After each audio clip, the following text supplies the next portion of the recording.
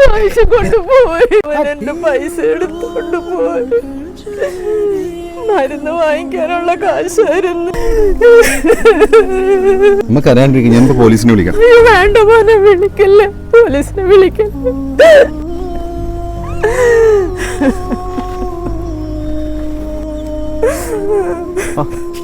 അമ്മേ, അമ്മേ,